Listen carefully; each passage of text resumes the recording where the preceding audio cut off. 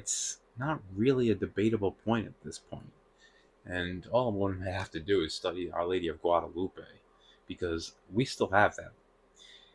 And that story, I don't even know where to begin with that story.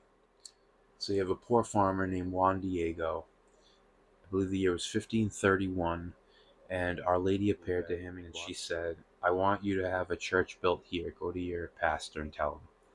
So Juan Diego goes to his pastor, tells him he saw the Mother of God, and she's asking for a church to be built. Needless to say, he's laughed out of the room, essentially. Like, okay, why don't you go back to Our Lady and can give me some evidence to convince me, because I can't just take your word on this. It seems a little far-fetched. So Juan Diego does as he's asked. He goes back, sees Our Lady again. He says, he doesn't believe me. What can I give him? What can I show him? What can I do? What do you want from me? So she points out some wildflowers. He can't believe it. He's blown away. He gathers up the flowers in his tilma, his cloak. It's a cloak made of cactus fibers. They're they're durable, but not really. After about 30 years or so, they wither away, these cactus fiber cloaks. But we'll get to that in a second. So he gathers up the flowers, heads back to his pastor, and he says, I got something for you.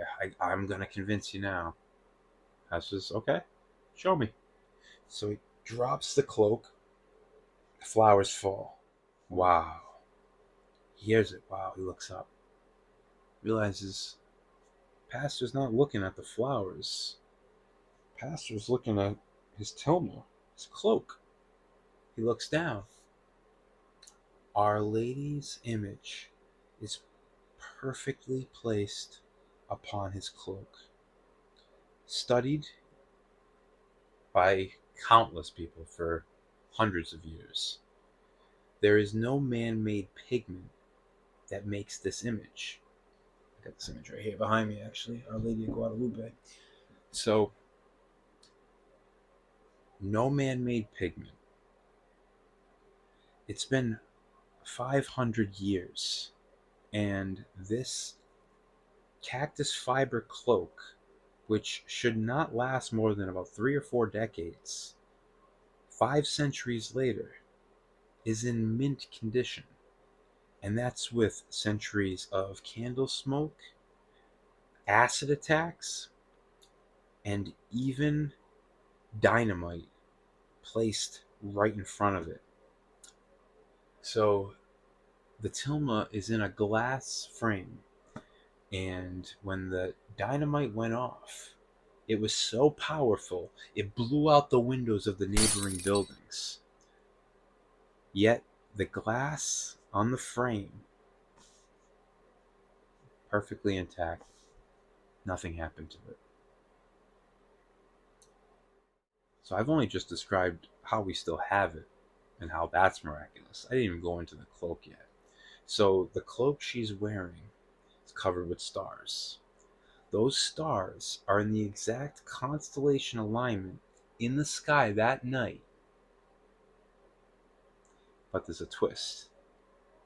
As if that wasn't impressive enough, it's actually from the point of view, not from Earth, but from heaven looking down. It's God's point of view. And the constellations happen to be perfectly placed, meaning the Corona constellation, which means crown, is right on Our Lady's head. The Virgo constellation, Virgin, purity, is right on her heart. And then the Leo, the lion constellation, is right on her womb. Jesus was referred to as the Lion of Judah. So, the cloak, the stars, alignment, everything perfect. And then on her dress, there's flowers.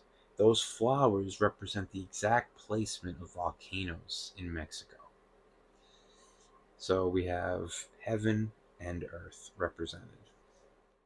The most impressive thing about Our Lady is her eyes. There's a thing in optical science called the Purkinje-Sampson law, which, Whenever we're looking at something, because of the curvature in our eye, it always is seen 2 times upward and 1 time upside down.